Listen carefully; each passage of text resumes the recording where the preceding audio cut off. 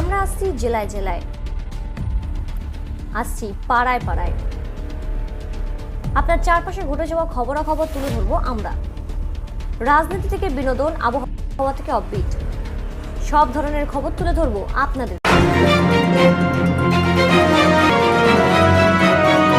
যুক্ত থাকুন, সঙ্গে থাকুন, দেখতে থাকুন কলকাতা নিউজ 19।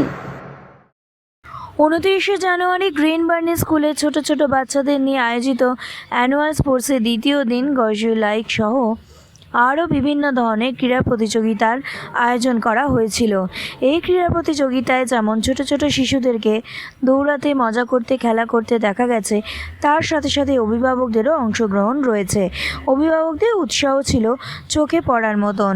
গ্রিন বার্নি স্কুলের কর্ণধার গীতাঞ্জলি মুখার্জি জানান, বই মেলা পরিভ্রমণের সাথে সাথে তাদের এই বছরের মতন অ্যানুয়াল মিট আপ এখানেই পরিসমাপ্তি হলো এবং পরবর্তীতে সরস্বতী পুজোকে ঘিরে কিছু পরিকল্পনার কথা তিনি জানান।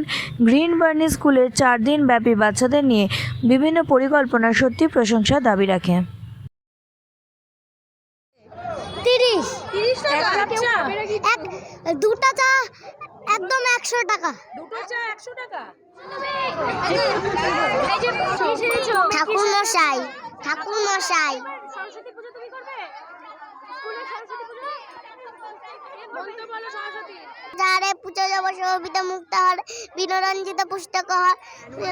চলছে কেমন অভিজ্ঞতা আপনার, কেমন লাগছে? এক্সিলেন্ট। ওদের প্রোগ্রাম, তারপর ওদের ডিসিপ্লিন, প্ল্যান ওয়াইজ বাচ্চাদেরকে মেনটেন করা, সব কিছু দুর্দান্ত।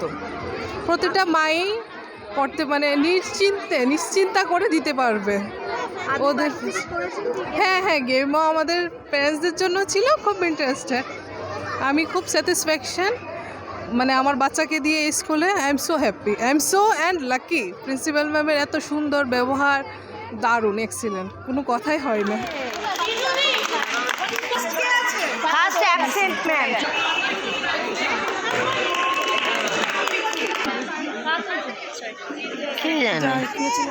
এটা একটা অ্যানুয়াল মিট হয় আমাদের, তো প্রত্যেক বছর ব্যাপী এটা এইবার একটু বেশি স্ট্রেচ হয়েছে, কারণ প্রথম দিন আমরা প্রভাত ফেরি দিয়ে শুরু করলাম 26শে জানুয়ারি। তারপরে আমাদের হেলথ চেক আপ ক্যাম্প হলো, তারপর আমাদের টিচার্সদের একটা ওয়ার্কশপ হলো on self defence, on there are many activities you have seen. তারপরে আমাদের স্পোর্টস হলো। আজকে আমাদের এন্ডিং ডে, আজকে ডে এন্ড হবে। এরপরে আমাদের বাচ্চাদেরকে নিয়ে আমাদেরকে একটু 48 ইন্টারন্যাশনাল বুক ফেয়ারে যেতে হবে সল্টলেক, তো সেখানে গিয়ে আমাদের মনে প্রোগ্রাম আজকে শেষ। এরপরেই সরস্বতী পুজো, তো সরস্বতী পুজোর জন্যে আমাদের একটা ডিক্লারেশন আসছে এলাকার থেকে। আমরা মা সরস্বতী সেজে আমাদের ভেনিউ আমরা ডিক্লেয়ার করে দেব একটা মঞ্চে।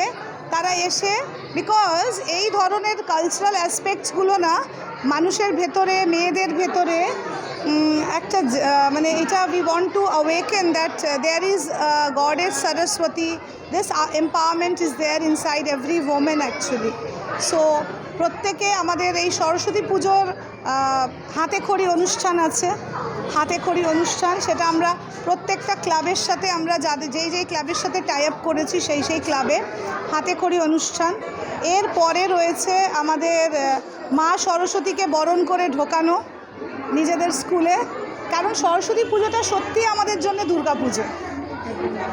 তো আরেকটা বিশেষত্ব হলো আমাদের সরস্বতী পুজো কোনো পুরোহিত করে না, আমাদের 3 বছর ধরে তাই হচ্ছে। আমাদের সরস্বতী পুজো আমাদের টিচারই করে, সে যে কোনো কাস্টের হোক, সে যে কোনো জাতির হোক, সেই কিন্তু আমাদের সরস্বতী পুজোটা করে। যে আর বাকি টিচাররা তার জোগাড় দেয়, যাতে বাচ্চাদেরকে একটুও পুরোহিতের জন্য ওয়েট করতে না হয়, আর বাচ্চারাও তাতে পার্টিসিপেট করে ভীষণ খুশি মনে। কারণ যে টিচাররা সারা বছর বাচ্চাদেরকে পড়ায়, তার থেকে ভালো সরস্বতী পুজোর পুরোহিত আমার মনে হয় না। আমরা 3 বছরে এটার জন্য প্রচুর অ্যাপ্রিসিয়েশন পেয়েছি, আর আমরা এটাকে কন্টিনিউ করব। এটা কি একটু ব্যতিক্রম চিন্তা ভাবনা এই সমাজ থেকে বাচ্চারাও কি শিখবে, শেখাচ্ছেন এরকম?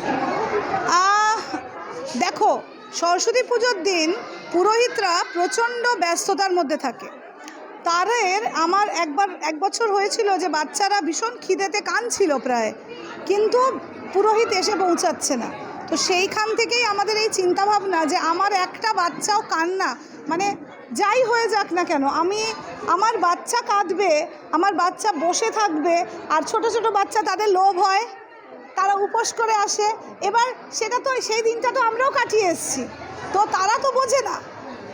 তাতে করে আমাদের টিচাররা যখন তাদেরকে মন্ত্র উচ্চারণ শেখায় কিংবা তারা যখন অঞ্জলি দেয়, আমার মনে হয় আমাদের কাছে এটা খুব ভালো লাগে। আমাদের পেরেন্টসরা কোনো দিন কোনো নেগেটিভ কমেন্টস আমি পাইনি এই বিষয়ে, কারণ আমার বাচ্চারা অঞ্জলি মন্ত্রপাঠ সবটাই টিচার করছে, তারা ভীষণভাবে নিজেরাও ওইটাকে ইমিটেট করে বাড়িতে গিয়ে।